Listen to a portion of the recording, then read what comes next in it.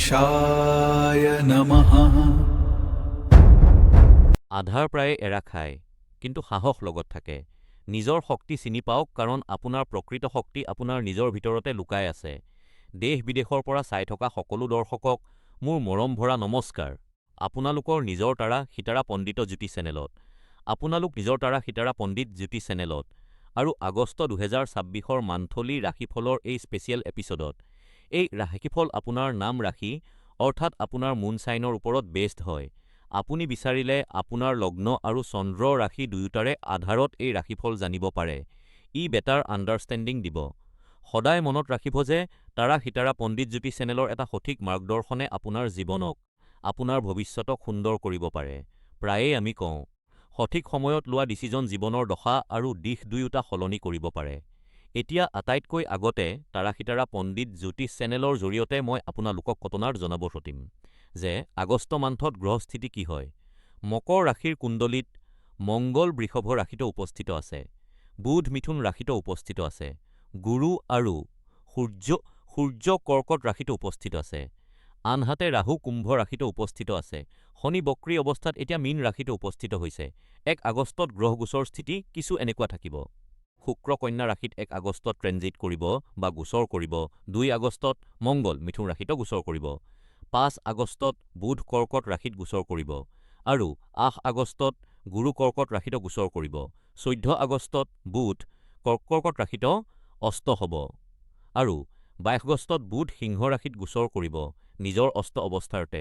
এতিয়া আতেই মই আপোনালোকক গ্ৰহবোৰৰ নিজৰ অস্ত অৱস্থাৰ সৈতে এতিয়াতে আমাক গ্ৰহবোৰৰ দৃষ্টিৰ বিষয়েও জনাই দিওঁ। মংগলৰ চতুৰ্বৃশ্চিক ৰাশিৰ ওপৰত আৰু অষ্টম সিংহ ৰাশিৰ ওপৰত থাকিব। গুৰুৰ পঞ্চম বৃশ্চিক ৰাশিৰ ওপৰত আৰু অষ্টম বৃশ্চিক ৰাশিৰ ওপৰত আছে। সপ্তম দৃষ্টি নিজৰ নিচিক ৰাশিৰ ওপৰত আছে আৰু নৱম দৃষ্টি মীন ৰাশিৰ ওপৰত থাকিব। শনিৰ তৃতীয় দৃষ্টি বৃষভ ৰাশিৰ ওপৰত, সপ্তম দৃষ্টি কন্যা ৰাশিৰ ওপৰত আৰু দশম দৃষ্টি ধনু ৰাশিৰ ওপৰত থাকিব। ইয়াৰ উপৰিও ৰাহুৰ পঞ্চম দৃষ্টি মিথুন ৰাশিৰ ওপৰত, সপ্তম দৃষ্টি সিংহ ৰাশিৰ ওপৰত আৰু নৱম দৃষ্টি তুলা ৰাশিৰ ওপৰত বিচাৰিম যে প্ৰতি মাহে কিছুমান স্পেচিয়েল ডেটছ থাকে য'ত আপুনি সাৱধানতা বেছিকৈ অৱলম্বন কৰিব লাগে। মকৰ ৰাশিৰ বাবে চতুৰ্থ ভাৱত চন্দ্ৰমা ৫ আৰু ৬ আগষ্টত বিৰাজমান থাকিব। অষ্টম ভাৱত ১৩ আৰু ১৪ আগষ্ট আৰু দ্বাদশ ভাৱত চন্দ্ৰমা ২২ তাৰিখৰ দুপৰীয়াৰ পৰা ২৩ আৰু ২৪ তাৰিখলৈ বিৰাজমান থাকিব। ইয়াত আপুনি আটাইতকৈ বেছি সতৰ্কতা আৰু সাৱধানতা অৱলম্বন কৰিব লাগে। অধিক তথ্যৰ বাবে আজিৰ ৰাশিফল আপুনি আমাৰ চেনেলত চাব পাৰে। ইনকাম এণ্ড ইনভেষ্টমেণ্ট আগষ্ট ২০২৬ত উপাৰ্জন আৰু খৰচৰ এই বিষয়টো অত্যন্ত গুৰুত্বপূৰ্ণ প্ৰমাণিত হ'বলৈ গৈ আছে, কাৰণ এই মাহত আৰ্থিক বিষয়বোৰত নতুনপূৰ্ণ সুযোগো মিলিব আৰু দায়িত্বও ইয়াত লগত আহিব। দুয়োটা একেলগে চলাৰ স্থিতি যি আছে। এনে সময়ত সিদ্ধান্ত যদি লয়, তেন্তে সিদ্ধান্তৰ পৰা সহযোগিতা আৰু ইনকামৰ নতুন মাধ্যম আপুনি পাব, কিন্তু খৰচৰ ওপৰত অলপ নিয়ন্ত্ৰণ আপুনি বেছিকৈ কৰিব লাগিব। সিমানখিনিয়ে ইয়াত খৰচ কৰক যিখিনি আপুনি কণ্ট্ৰোল কৰিব পাৰে। বিশেষকৈ প্ৰব্লেম এইটোৱেই যে বিনা বাজেট বনাই খৰচ কৰিলে প্ৰব্লেম হ'ব। মকৰ ৰাশিৰ মানুহবোৰৰ ইনকামত লাহে লাহে সংস্কাৰ এই সময়ত দেখিবলৈ পোৱা যাব। চাকৰিয়াল ব্যক্তি হয় তেন্তে এনে সময়ত দায়িত্ব কিছু বেছি আছে, কিন্তু তাৰ লগে লগে আপোনাৰ চেলাৰীত ইনক্ৰিমেণ্ট দেখিবলৈ পাব, ইনচেণ্টিভ দেখিবলৈ পাব। ছিনিয়ৰ্ছৰ সৈতে যদি কথা পতা যায়, তেন্তে চেলাৰী হাইকক লৈ ফিউচাৰত আপুনি অপৰচুনিটি পাব পাৰে। ব্যৱসায় কৰাসকলে এনে সময়ত পুৰণি ক্লায়েণ্টৰ পৰা আকৌ কাম পাব পাৰে, ৰেফাৰেন্সেছৰ পৰা কাম পাব পাৰে। নতুন এই সময়ত ক্লায়েণ্টছ যোগ কৰাতকৈ কি বেছি বেটাৰ আপোনাৰ বাবে পুৰণি ক্লায়েণ্টৰ পৰা কাম উলিওৱাটো থাকিব।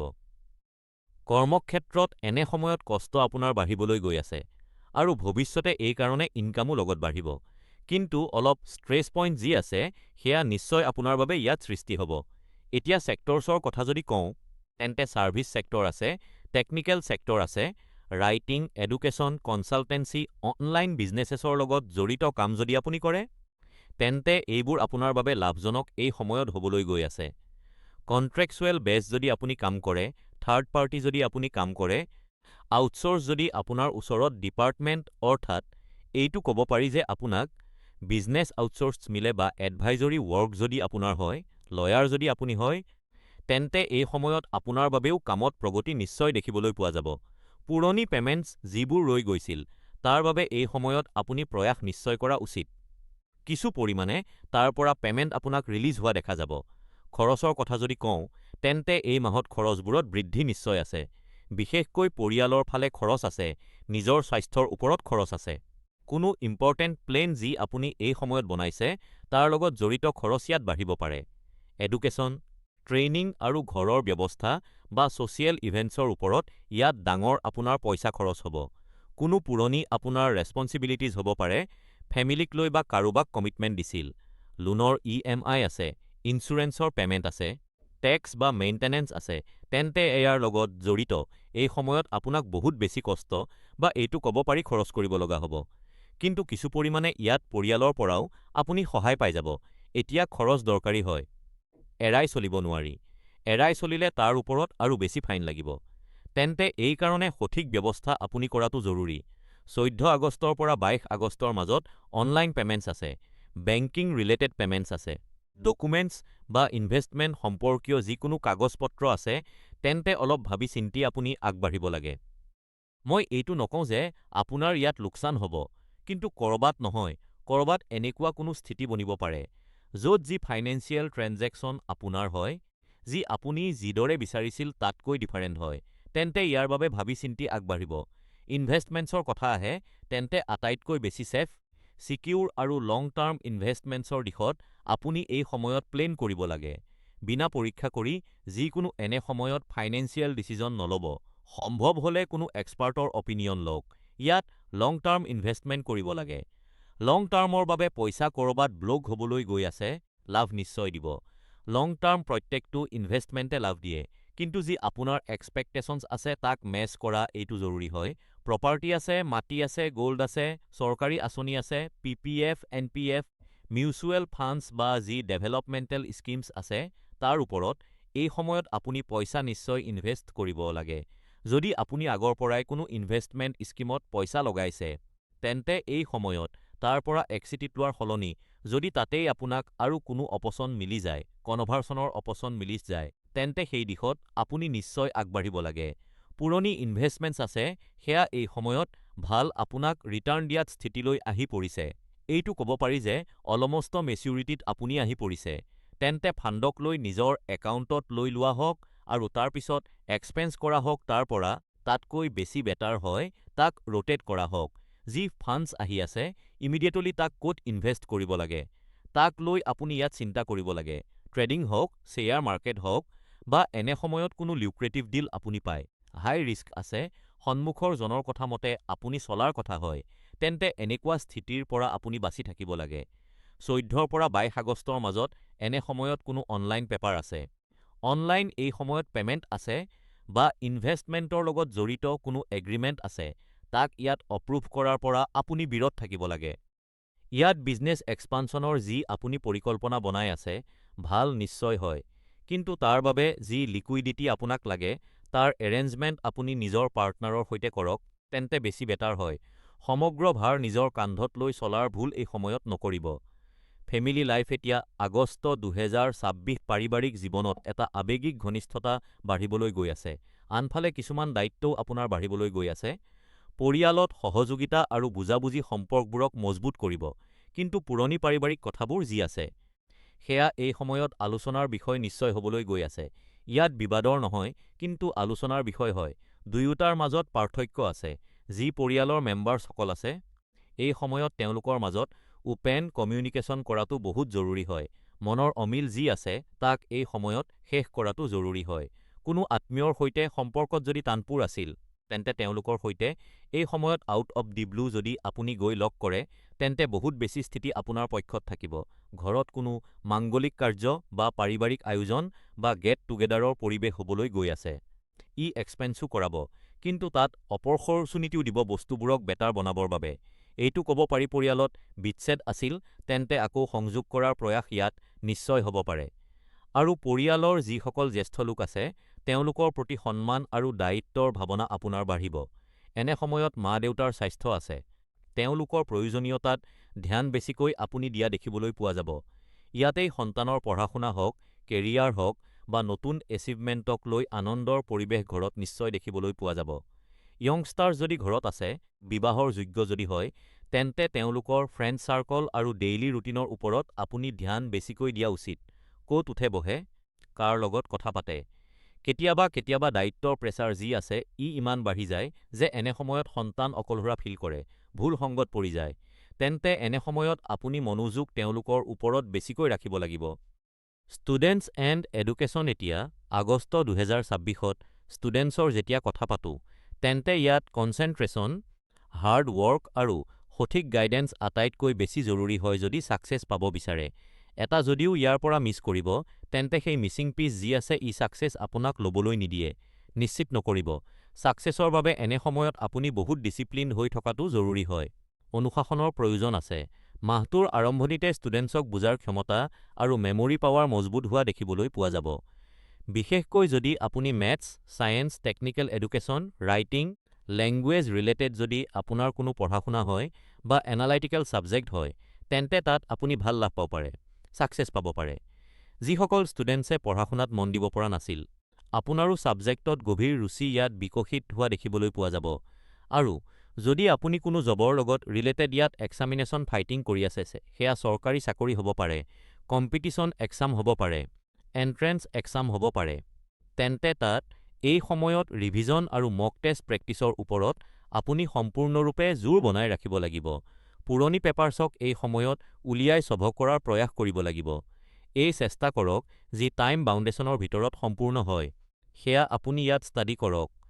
তেন্তে অহা এক্সামৰ প্ৰস্তুতিও হ'ব আৰু ক'ৰবাত যি ৰিপিটেশ্যন আপুনি ইয়াত ছাবজেক্টছত দেখিবলৈ পাই আছে বা এইটো ক'ব পাৰি কুৱেশ্যনছত দেখিবলৈ পাই আছে, তাৰ অহাৰ সম্ভাৱনাবোৰো এনে সময়ত বাঢ়ি যাব। এতিয়া ৮ আগষ্টৰ পৰা বৃহস্পতি আকৌ উদিত হ'ব। আত্মবিশ্বাসক বঢ়াব, আপোনাৰ কনচেনট্ৰেশ্যন পাৱাৰক বঢ়াব, আৰু তাত এডুকেশ্যন হওক, ৰিচাৰ্চ হওক, প্ৰফেচনেল কোৰ্চেছত যদি আপুনি জড়িত হৈ আছে, তেন্তে তাত প্ৰয়াস আৰু বেছি বাঢ়িবলৈ আৰম্ভ কৰিব। এনে সময়ত ১৪ আগষ্টৰ ওচৰা-ওচৰি ১৪ পৰা ২২ আগষ্টৰ মাজৰ আমি কথা পাতিব পাৰোঁ, তাত ভদকাৱৰ স্থিতি বেছি আছে। লাগিলে দুষ্টিয়াৰী বুলি কওক, মোবাইলৰ জৰিয়তে বুলি কওক, বা ঘৰ পৰিয়ালৰ স্থিতি এনেকুৱা হয় য'ত আপুনি অস্থিত মনৰ সৈতে পঢ়িবলৈ বহে, তেন্তে এইটো আপোনাৰ বাবে প্ৰব্লেমৰ কাৰণ হয়। কিন্তু ২২ আগষ্টৰ পিছত এই কথাটোৰ নিশ্চয় ধ্যান ৰাখিব টিচাৰ্ছ আছে, মেণ্টৰ্ছ আছে, ছিৰিয়ৰ্ছ আছে। তেওঁলোকৰ ছাপোৰ্ট আপুনি বিচাৰিব লাগিব।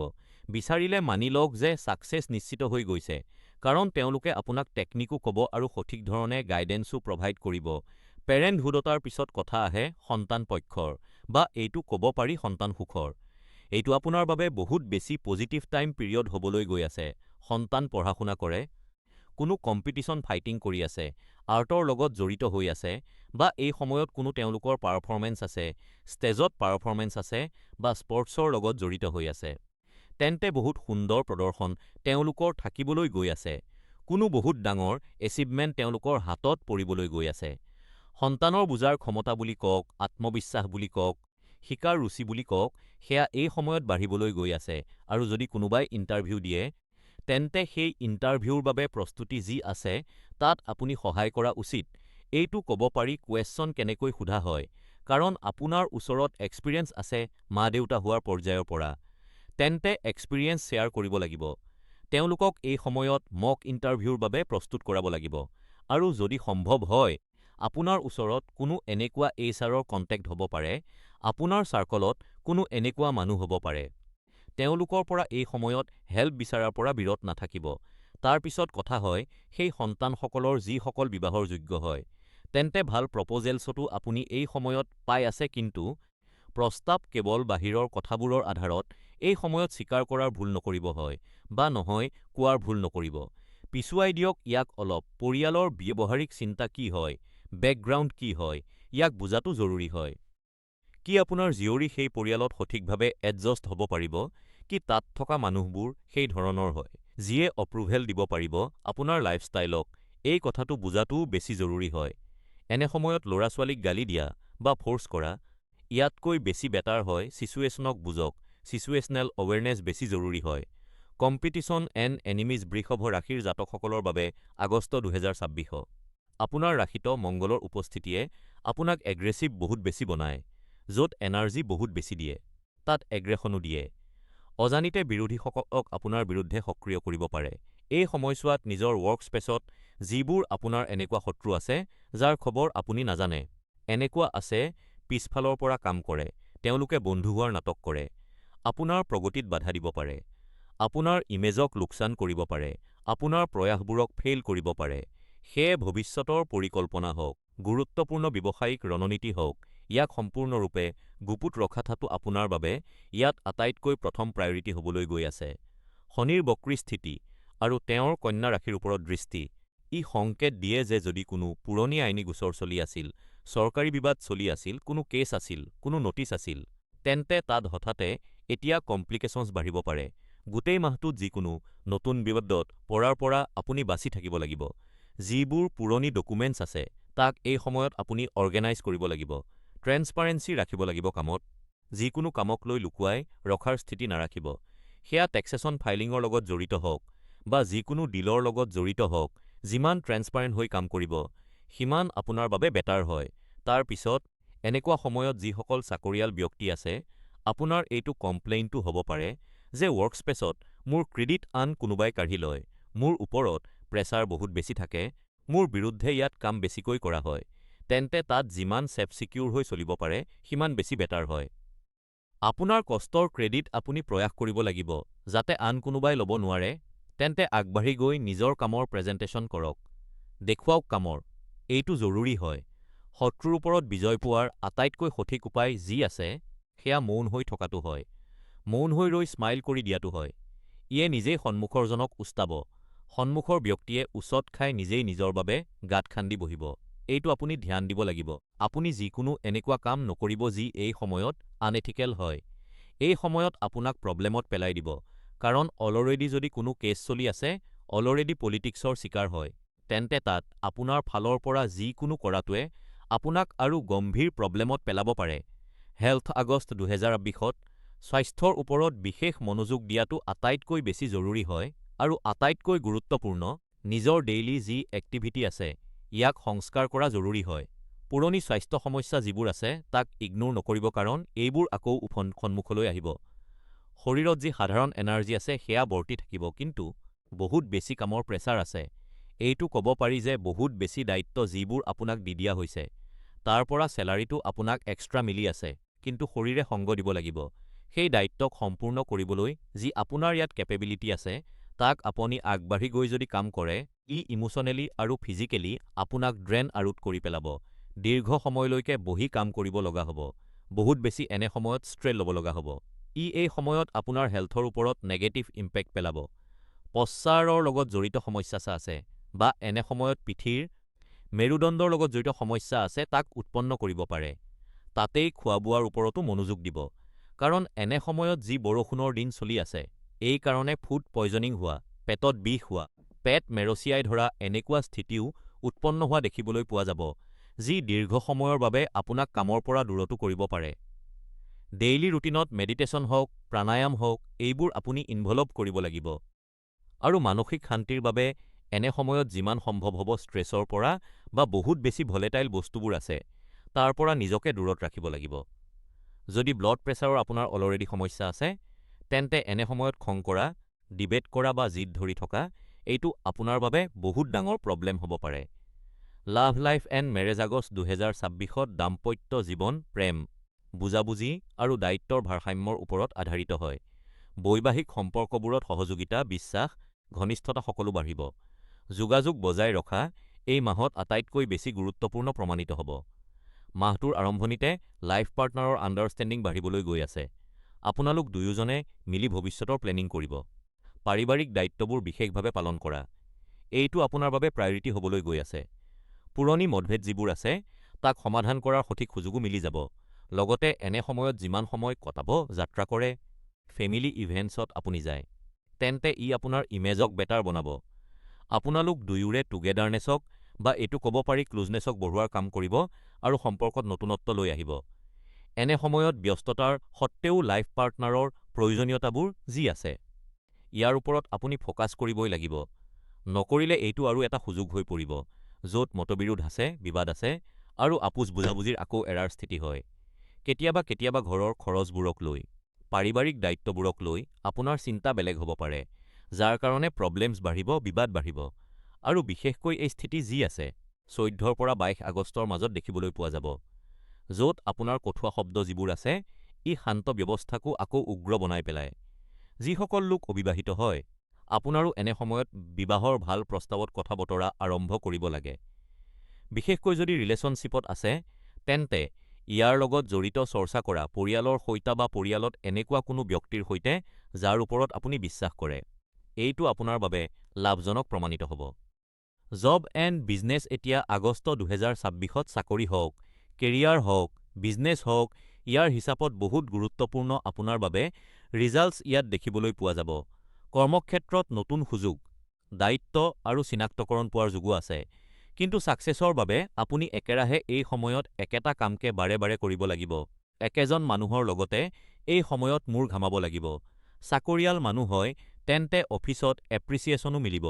আৰু বিশেষকৈ যোৱা কিছু সময়ৰ পৰা যিবোৰ গুৰুত্বপূৰ্ণ প্ৰজেক্ট আপোনাৰ হাতত আছিল, তাৰ লগত জড়িত আপোনাক বহুত ভাল ছাকচেছ এই সময়ত মিলিব পাৰে। কোনো নতুন প্ৰজেক্ট সেই একেই কেলেবাৰৰ আপোনাৰ হাতলৈ আহিব পাৰে। লিডাৰশ্বিপ কোৱালিটিত উজ্জ্বলতাও দেখিবলৈ পোৱা যাব, আৰু এনে সময়ত দায়িত্ববোৰক লৈ আপোনাক ডেলিগেশ্যন নিশ্চয় গ্ৰহণ কৰিব লাগে। গোটেই কামৰ ভাৰ যদি নিজৰ ওপৰত ৰাখিব, তেন্তে আপুনি সম্পূৰ্ণভাৱে তাক পালন কৰিব নোৱাৰিব। কামৰ ভিতৰত যি পলিচ আহিব লাগে, যি এক্সপাৰ্টাইজ দেখিবলৈ পোৱা যাব লাগে, সেয়া দেখা নাপাব। এতিয়া ১৪ আগষ্টৰ পৰা ২২ আগষ্টৰ মাজত অফিচিয়েল ইমেইল হওক, ৰিপৰ্টছ হওক, ডকুমেণ্টছ হওক, ইয়াক লৈ অলপ আপোনাক সাৱধান হৈ থাকিব লাগিব।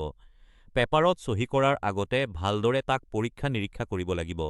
ইয়াত এডুকেশ্যন ডিপাৰ্টমেণ্টৰ লগত যদি আপুনি জড়িত হৈ আছে, হেডমাষ্টাৰ হয়, টিচাৰ হয়, প্ৰফেচৰ হয়, এডমিনিষ্ট্ৰেশ্যন ডিপাৰ্টমেণ্টৰ লগত জড়িত হয়, বা মিডিয়া ছেক্টৰৰ লগত জড়িত হয়, তেন্তে ইয়াত আপুনি ভাল লাভ পাব পাৰে। বিজনেছ কৰাসকলক এনে সময়ত ষ্টেবিলিটি আৰু প্ৰগ্ৰেছ দুয়োটা দেখিবলৈ পোৱা যাব। বিশেষকৈ লং টাৰ্ম প্লেনিং যি আছে, ই আপোনাৰ বাবে এই সময়ত কোনো বহুত ডাঙৰ ভাল ৰিজাল্ট লৈ আহিব পাৰে। দীৰ্ঘ সময়ৰ পৰা কোনো এটা কাম কৰি আছিল, যি মাৰ্কেটিং কেম্পেইন আপোনাৰ একেৰাহে চলি আছিল, তাৰ পৰা আপোনাক ইয়াত লাভ মিলিব। আনহাতে সম্প্ৰসাৰণ কৰিব বিচাৰে, মাৰ্কেট ৰিচাৰ্চৰ কথা হওক বা সঠিক পাৰ্টনাৰ বাছনি কৰাৰ কথা হওক, তাত আপুনি লাভ পাব পাৰে, ছাকচেছ মিলিব পাৰে। আউটেৰো তেন্তে এয়া আছিল আপোনালোক সকলোৰে বাবে মাহেকীয়া ৰাশিফল আগষ্ট ২০২৬। আপোনাৰ জন্মকুণ্ডলীৰ এটা গ্ৰহ চন্দ্ৰমাক আধাৰ বনাই মই এই ৰাশিফল আপোনাক জনাইছো। আমাৰ তাৰা সিতাৰা প্ৰজ-নিত জ্যোতিষ চেনেলৰ জৰিয়তে আপোনাৰ ৰাশি অনুসৰি আমি এই সকলোবোৰ প্ৰেডিকশ্যনছ আপোনাক দিছো। আমি দেখিলো যে গ্ৰহবোৰৰ স্থিতিৰ অনুসৰি কোনটো ক্ষেত্ৰত আপুনি প্ৰগতি পাব আৰু ক'ত আপুনি সাৱধান হৈ চলিব লাগিব। সদায়ৰ দৰে তাৰা সিতাৰা পণ্ডিত জ্যোতিষ চেনেলৰ তৰফৰ পৰা আপোনালোক সকলোৰে বাবে এইটোৱেই প্ৰাৰ্থনা কৰোঁ, আৰু সদায় কৰিম যে আপোনাৰ আৰু আমাৰ পৰিয়াল সদায় সুখী থাকক, সম্পন্ন থাকক, সুৰক্ষিতসকলৰ সংগ আৰু আশীৰ্বাদ থাকক, সৰকত সদায় আমাৰ লগত এনেদৰেই বৰ্তি থাকক। তাৰা সিতাৰা পণ্ডিত জ্যোতিষ চেনেল চাই থাকক। জয় শ্ৰীৰাম আৰু জয় হিন্দ। বন্ধুসকল, আগষ্ট মাহৰ মানথলি ৰাশিফলৰ এই স্পেচিয়েল এপিছোডৰ ইয়াতেই সমাপ্তি ঘটিছে। আমাৰ এই কামক আৰ্থিকভাৱে সহায় কৰিবলৈ আৰু এনেধৰণৰ ভিডিঅ' আপোনালোকৰ ওচৰলৈ আহি থাকিবলৈ আপোনাৰ স্ক্ৰীনত দেখা পোৱা QR কোডত আপুনি আমাক দান কৰিব পাৰে। আপোনাৰ আটাইতকৈ সৰু সহায়খিনিও আমাৰ বাবে অতি ডাঙৰ। কিন্তু এইটো নিশ্চয়কৈ মনত ৰাখিব, এই সহায় একেবাৰেই বাধ্যতামূলক নহয়। যদি আপোনালোকে আমাৰ কাম ভাল পাইছে, তেন্তে এই ভিডিঅ'টো লাইক কৰক, চেনেলটো ছাবস্ক্ৰাইব কৰক, বেল আইকনটো টিপক, আৰু এই ভিডিঅ'টো আপোনাৰ আপোনজনৰ ওচৰলৈ শ্বেয়াৰ কৰক, আৰু কমেণ্টত আমাৰ লগত নিশ্চয়কৈ কথা পাতক। আপোনাৰ কেনে লাগিল আমাক জনাব। আপোনালোকৰ মৰম আৰু আপোনালোকৰ আশীৰ্বাদ এইখিনিয়েই আমাৰ প্ৰকৃত উপাৰ্জন। অহা মাহত পুনৰ লগ পাম। তেতিয়ালৈকে নিজৰ যত্ন ল'ব। নমস্কাৰ।